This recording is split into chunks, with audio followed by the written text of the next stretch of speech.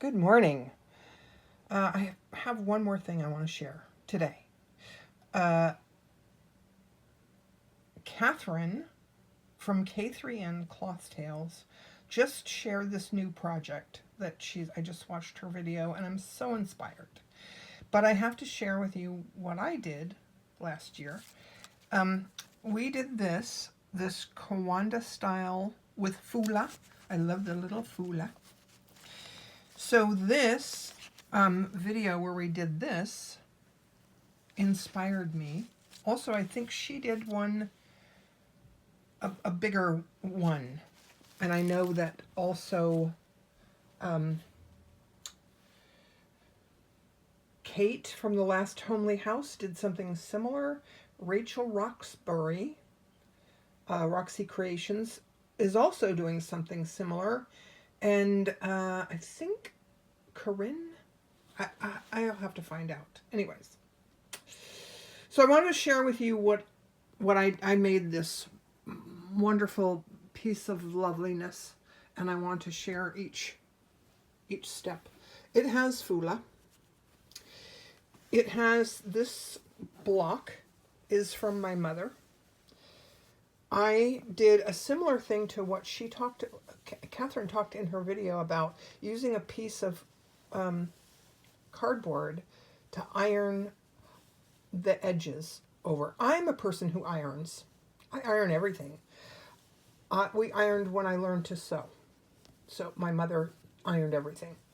So I ironed first all the edges of my backing, and you can see my backing is just one big piece of fabric.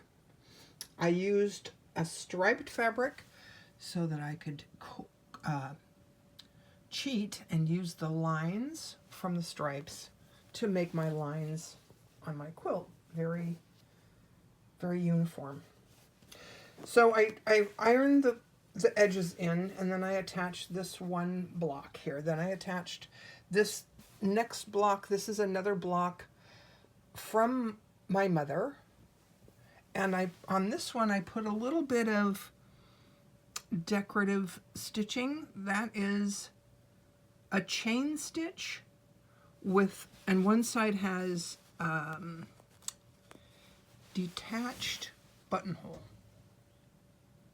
Then I came over here and I did this block. This is a snail trail something or other. It's from my mother. So I attached that one, and then I attached this one. This is one that I made. It's a giraffe, if you can't tell. And then there was a space.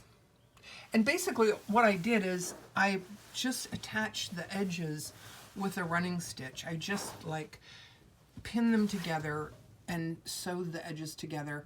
And then I left the edge of this one and pinned under, or I ironed under the edge of this one to fit, and then sewed it along the edge, basically. And then I had this gap.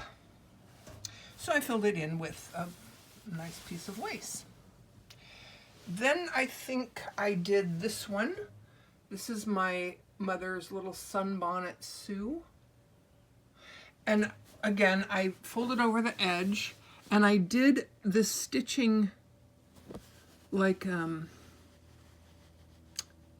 forget what that stitch is called, but you can see. So there's that, and then I think I attached this one. This was from my mother again. This was from a quilt that she started for me. I remember because I remember that pig fabric. Then I think I added this one next. It's another friendship star.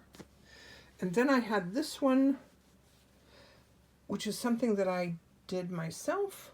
I was sort of experimenting, and it's kind of a, I don't know, it's just fabric pieced together, playing around. And again, I had a gap, so I filled it in with some lace. Then next I did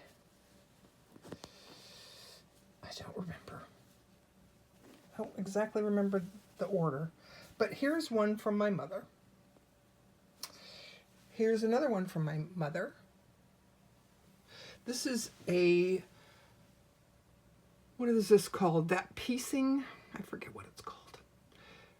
Not paper piecing, but it's, I forget what it's called. Anyways, I'm sure that you know. This I made. I had these two dolphins sitting around in a drawer forever and ever. I made those when my mother was still alive, and I made a bag for her. I'll have to share that too, because I have that back now. And then this one, I decided, this went in after, I think I did the bottom first before I put this one in. This was filling up a space. Okay, so then there's the pig. That's one that I made. And then the elephant, I made that one too. And another one of my mother's, sorry for the wobbly phone. My mother's friendship star. And over here, this is, I got this from this place called Quilting for Community. She sells old fabrics. You know, you can donate your fabric there and then buy stuff. And I bought a couple of pieced pieces from her. And there's a cow that I made. This is a bow tie something or other. And I very carefully didn't sew these down.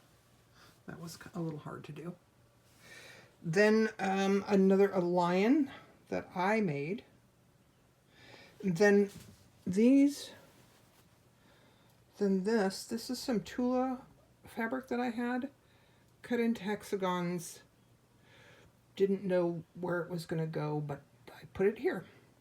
Then a little yo-yo to cover a spot that was empty. Another piece of fabric that covers a spot. I think I put fabric underneath it so that you wouldn't see the back of the... Then this whole piece here was just pieced together, and there's some lace that I got from the Quilting for Community place.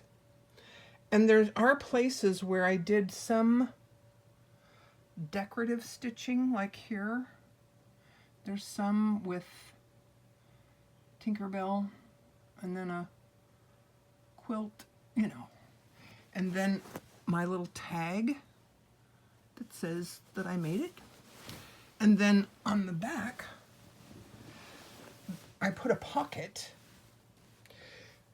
My mother and I used to make these quillos, which is basically, it's a very thin quilt with a pocket in the middle that you can fold it all up and make it into a pillow on the couch. And maybe one day I'll show you one. But anyways, I like the pocket to put my feet in. So there's that. So then the back there's some spots where you see other stitching. This is from the dolphins. That doesn't bother me. Doesn't bother me a bit. I like it. I love it. And there's my little Mitzi. The whole time I was making it, Mitzi tried to get underneath it with me. I started off with just one big, I think it was 3 yards when it started. And I cut off part of the bottom because I decided it didn't need to be that big. And I thought I would also share with you the things that this is Sashiko thread. I bought it on Amazon. It's just called Sashiko thread. And it had Japanese writing on the package. I don't have the package anymore. And then I bought a Sashiko needle. This is from Clover Sashiko needle. And I made this thimble from a YouTube video. This is a button, you know, those button kits. So I cut out 2 pieces, I think it was 2 pieces of fabric, and did a running stitch around the edge and tied it, you know, tightened it up like you were making a yo-yo. Like I sort of made a yo-yo and then covered the button with it, and then did a piece on the back. The stitching is all really wonky. Doesn't matter to me because it's not really for show. It's just to push the needle through. And there were a couple things that I wanted to say. I'm really looking forward to this project this year because one of the things that I did that I would not do again is, Mitzi wants to say hello. I was so excited to get this done because I still have more quilt blocks from my mother and I wanted to make a quilt, but I don't really quilt. And when I decided to make this one, I got very excited. And so I worked on it kind of nonstop, kind of when I wasn't at work. This is what I was doing. And it took me about 2 months and my fingers were very sore. So I'm not going to do that again. I have more quilt blocks from my mother and I'm thinking about using them. I think they are friendship stars. Maybe not. Anyways, but she had taken some and sewn 4 of them together. And I have like 4 or 5 of those pieces. And it's almost enough to make an entire quilt. And I wasn't going to do the running stitch through it like this one, but I may do that. And I may do it in pieces. Depends on how, I want to see how Catherine's doing her quilt, because I know she said she was doing it in pieces so that I wouldn't have the whole thing on my lap. But anyways, I don't know. I have plenty of other things to work on and plenty more things to share with you. Mitzi says bye. She loves this quilt so much. Sometimes I just throw it over top of her. She just loves it. Okay, that's all for now. Bye for now.